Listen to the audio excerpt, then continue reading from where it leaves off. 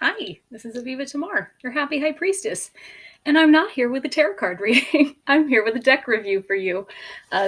Today, we are going to be reviewing a deck that came out over the summer. I just haven't got around to doing a review for it.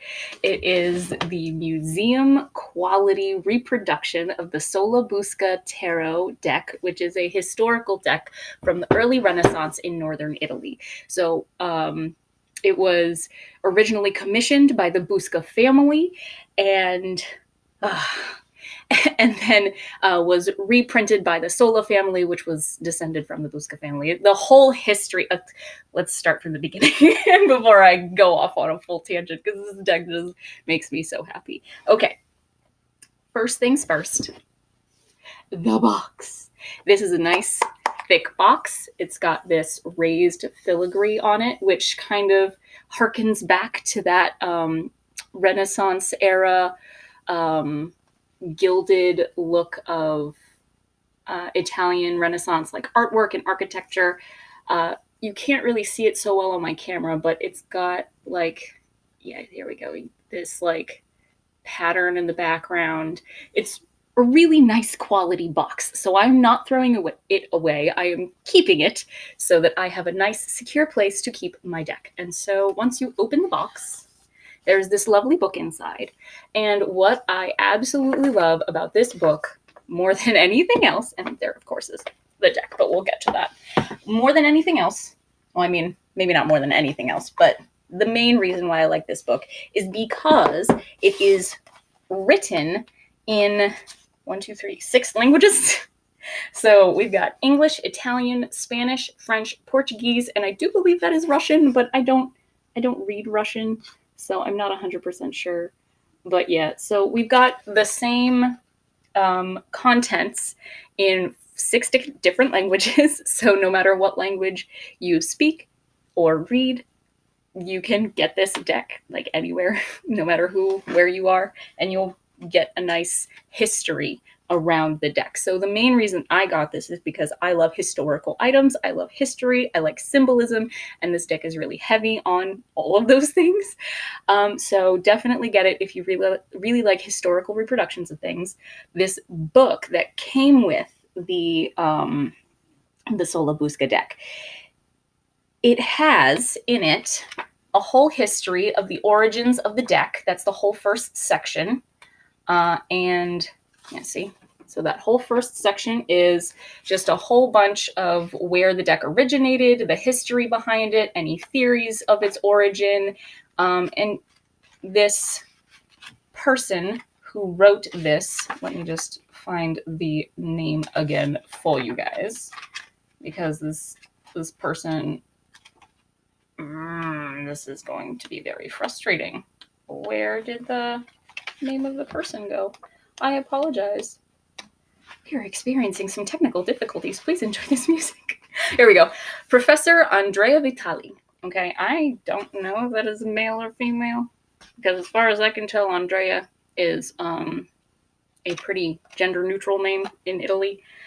So Professor Andrea Vitali is the person who wrote this whole book with the, well, not the whole book, but the first part of the book with the history of the deck itself, and then it also goes into a section where it talks about each triumph, which are the major arcana cards. So the triumphs in this deck, fun fact, are nothing like the major arcana cards in a traditional tarot card deck, and that is because they are all based off of characters from Roman history. So what this deck and Professor Andrea Vitali did is they talked about the origins of the symbolism in each of the triumph cards, which just is my bread and butter. So that's just my absolute favorite thing in the whole world, is learning about the history and the symbolism behind each of the cards. Let me just pull out something for you as an example. So the first card obviously is El Matto, the Fool. And this is different, as you can see, from a traditional Rider-Waite based tarot Fool. And there's a lot of symbolism involved in this that has to do with pre-Renaissance Christianity. But I'm not going to get into it right now because I want to do a whole series where I talk about each of the Triumph cards and compare them, the symbolism in them, to a modern Rider-Waite deck, especially since a lot of the inspiration for a Rider-Waite for the Rider-Waite deck came from this and I believe the Marseille Tarot. Don't quote me on that. There was another historical tarot deck that the symbolism of the Rider-Waite Tarot was based off of, and I definitely want to get into that another time. For now, we're going to focus, refocus. Okay. I'm sorry for the ranting. Anyway. So yeah, so we have the Il Mato card, right? Mato. Oh, geez. Mato, right there. Each card has this kind of title in the picture rather than like on top or on bottom, like a traditional Rider-Waite card. But anyway, when you look in the book, first it'll give you this whole section on Mato, Triumph 0, and the Fool one is longer than the other ones because the Fool is the only card in this deck that is not based off of an actual historical figure or a figure from like mythology. So they go in depth on where the symbolism came from and what it means. But then they also have the section later where they give you the interpretations of each card. Those are two separate sections, which I absolutely love. I personally like to look at both sections when I'm reading these cards, and I am slowly starting to use them in my tarot practice, but because it is a historical reproduction and a museum quality deck, I don't use it very often. Okay, let's continue. I didn't realize that my reviews would end up being rants, but this is what's going to be unstructured because we're unstructured here. Who needs structure? Who needs structure? Okay, but yeah, so it does go into the interpretations and the history and the symbolism of all the Triumph cards. But then when you get down to the minor Arcana cards, like the suit of coins, for example, they don't give you exact interpretations for each of those cards. What they do here is they've given you each number's meaning over here. Oh, geez. Each number's meaning along with the meaning of each face card independently, like the knight, the king, the page, all that. And then over here, they have the suits. So you have to kind of join those things together to come up with your interpretation if you decide to use these for divination. Now, the thing is, these cards were not originally created to be used as divination tools. They were originally created to be used as part of a playing card game, the rules of which are online somewhere. I didn't bother to go looking for them, but I probably will at some point because I am kind of curious as to like what kind of card games were played with the original tarot cards. I'm curious. I'm interested. Okay. So now that I've talked your ear off for like 9 minutes about this book, without even talking about the cards in general necessarily, we're going to get into the cards, okay? So for the major arcana, or the triumphs, first of all, you've got these lovely cards. It's about the same number of major arcana cards as a normal deck. There are 22. And there is some, like in the Fool, you can definitely see how the symbolism in this card is related to a Fool kind of in the modern tarot card decks. But when you get into some of the other ones, like this is Triumph number 1, which is Pamphilio, okay, and this. So you can see how the artwork it isn't heavy on the symbolism. It's more trying to portray just the human form in the Renaissance era, art started being more Hellenistic. So they were trying to go back to that ideal of the human form and portraying humans as accurately as possible. So this artist obviously was subscribing to that new policy of, the early Renaissance, starting to move toward realism out of the stylistic art of the medieval times. So that's definitely present here. I personally love the color choices that the artist chose to fill in these cards with. Most of the color scheme for the major arcana cards is like a purpley red color scheme, which gives you a sense of power. It also gives you a sense of royalty.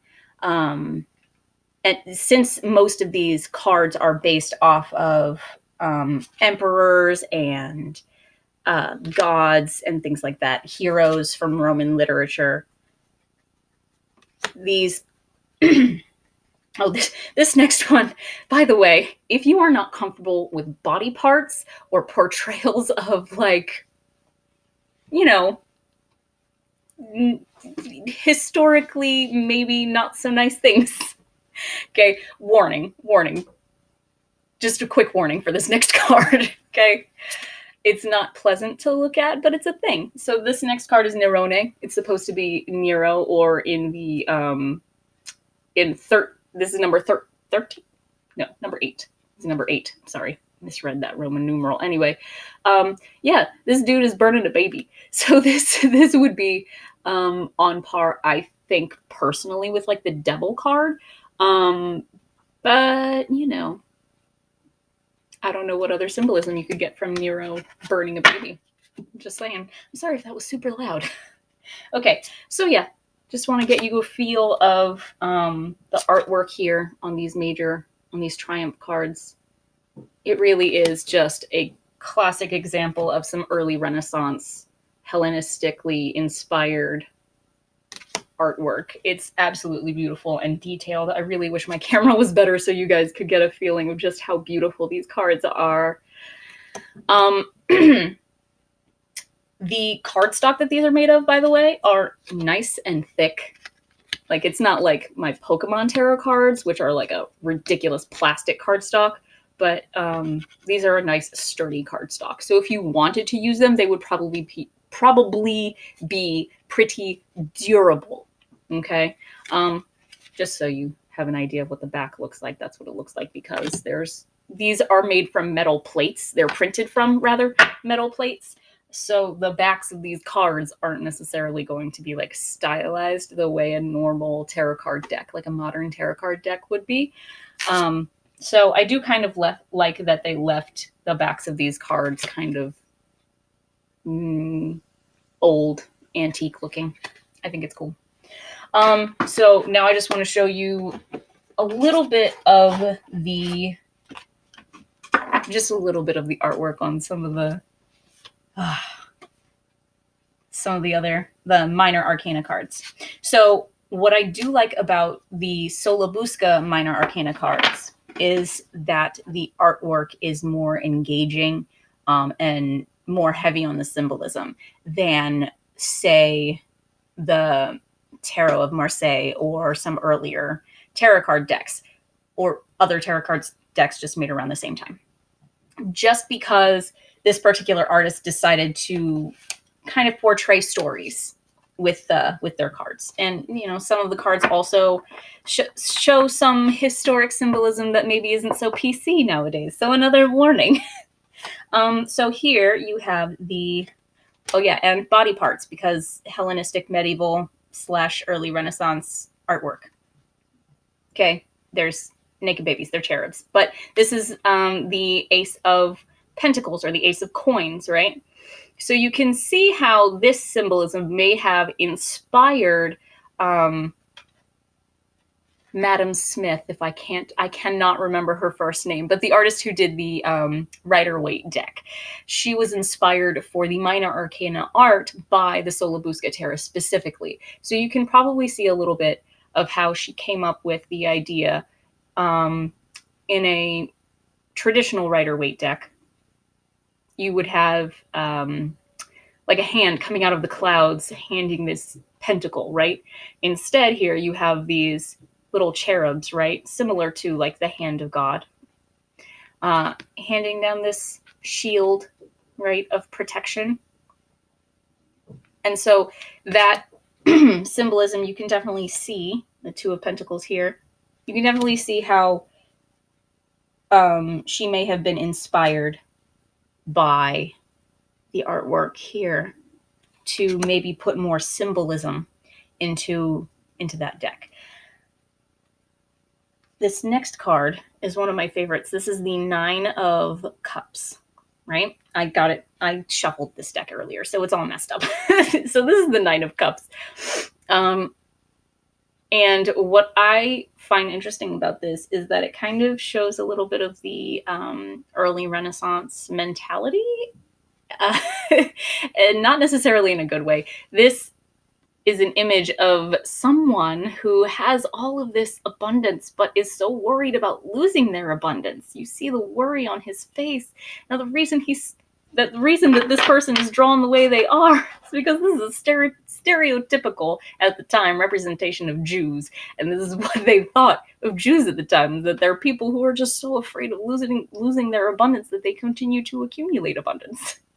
So that's like a main difference between the symbolism back then of this kind of picture, whereas a very similar picture is shown in the Rider-Waite Tarot, but it is in no way associated with the same kinds of things.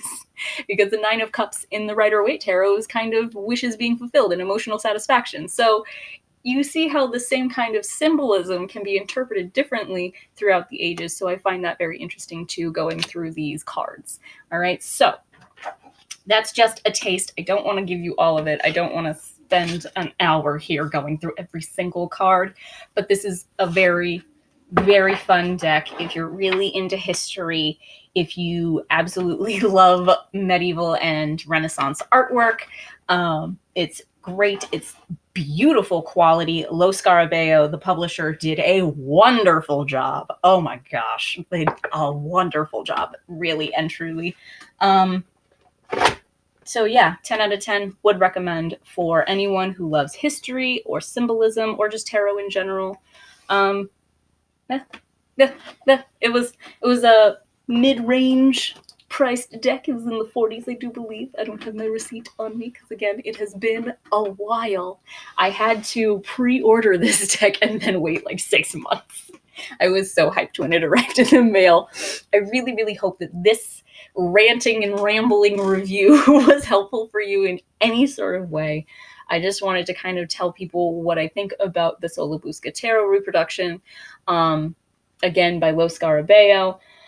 It's wonderful. Get it if you really like historical artwork. Get it if you really love tarot and symbolism. If you are squeamish and don't like, medieval artwork just because of the kinds of images that are displayed, maybe it's not for you, but in general, it's a really good deck if you're really into the history of tarot. Okay. Thank you so much for joining me. This has been Aviva Tamar, your happy high priestess with a deck review. Have a wonderful day.